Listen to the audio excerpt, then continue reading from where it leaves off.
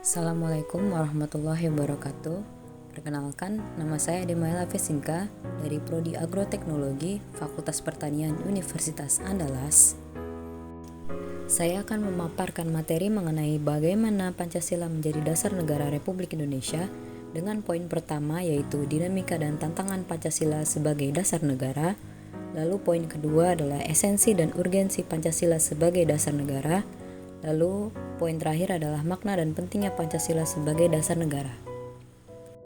Poin pertama, argumen tentang dinamika Pancasila.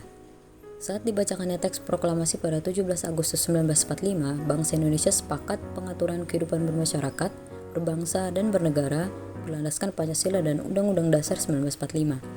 Namun, sejak November 1945 sampai menjelang ditetapkannya Dekret Presiden pada 5 Juli 1959, pemerintah Indonesia mempraktikkan sistem demokrasi liberal.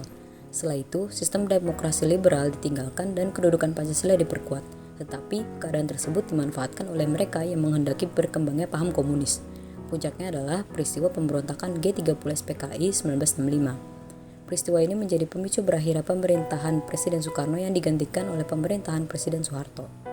Presiden Soeharto menegaskan bahwa Pancasila sebagai dasar negara akan dilaksanakan secara murni dan konsekuen. Kemudian diterbitkanlah ketetapan MPR nomor 2/MPR/1978 tentang pedoman penghayatan dan pengamalan Pancasila. Namun, pemerintahan Presiden Soeharto dianggap menyimpang dari 91 garis politik Pancasila dan Undang-Undang Dasar 1945 karena dianggap cenderung melakukan praktik liberalisme kapitalisme. Pada tahun 1998 muncul gerakan reformasi yang mengakibatkan Presiden Soeharto menyatakan berhenti dari jabatan presiden. Namun sampai saat ini nampaknya reformasi belum membawa angin segar bagi dihayati dan diamalkannya Pancasila secara konsekuen oleh seluruh elemen bangsa. Hal ini dapat dilihat dari abainya para politisi terhadap fatsun politik yang berdasarkan nilai-nilai Pancasila dan perilaku anarkis segelintir masyarakat yang suka memaksakan kehendak kepada pihak lain. Pada tahun 2004 sampai sekarang, berkembang gerakan para akademisi, pemerhati, serta pencinta Pancasila yang kembali menyuarakan Pancasila sebagai dasar negara melalui berbagai kegiatan seminar dan kongres dengan tujuan mengembalikan eksistensi, membudayakan nilai-nilai, serta menegaskan Pancasila sebagai dasar negara guna menjadi sumber hukum dalam penyelenggaraan pemerintahan negara. Lalu, argumen tentang tantangan terhadap Pancasila. Tantangan yang muncul antara lain berasal dari derasnya arus paham-paham yang bersandar pada otoritas materi seperti liberalisme, kapitalisme, komunisme, sekularisme, pragmatisme, dan hedonisme yang menggerus kepribadian bangsa yang berkarakter nilai-nilai Pancasila. Hal ini pun dapat dilihat dengan jelas betapa paham-paham tersebutlah merasuk jauh dalam kehidupan bangsa Indonesia sehingga melupakan kultur bangsa Indonesia memiliki sifat religius, santun, dan gotong royong. Dilihat dari kehidupan masyarakat, terjadi kegamangan dalam kehidupan bernegara dalam era reformasi ini karena digulirkannya otonomi daerah yang seluas-luasnya. Masyarakat merasa bebas tanpa tuntutan nilai dan norma dalam kehidupan bernegara. Akibatnya, sering ditemukan perilaku anarkisme yang dilakukan oleh elemen masyarakat terhadap fasilitas publik dan aset milik masyarakat lainnya yang dipandang tidak cocok dengan paham yang dianutnya. Dalam bidang pemerintahan, banyak muncul di ranah publik aparatur pemerintahan, baik sipil maupun militer, yang kurang mencerminkan jiwa kenegarawanan.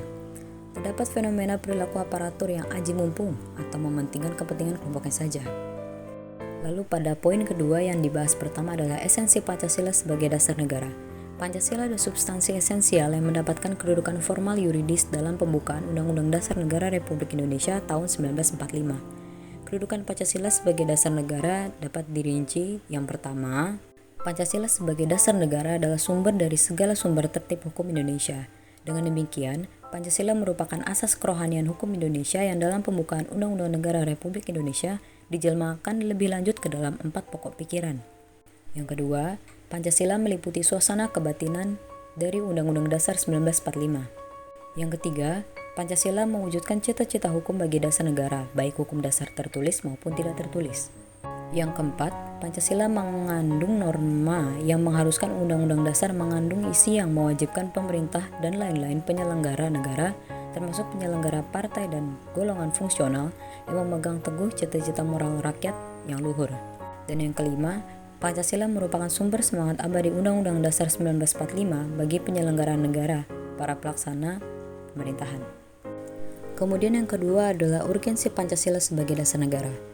Untuk memahami urgensi Pancasila sebagai dasar negara, dapat menggunakan dua pendekatan, yaitu yang pertama institusional atau kelembagaan yang membentuk dan menyelenggarakan negara yang bersumber pada nilai-nilai Pancasila sehingga negara Indonesia menjamin terwujudnya tujuan negara atau terpenuhinya kepentingan nasional yang bermuara pada terwujudnya masyarakat adil dan makmur.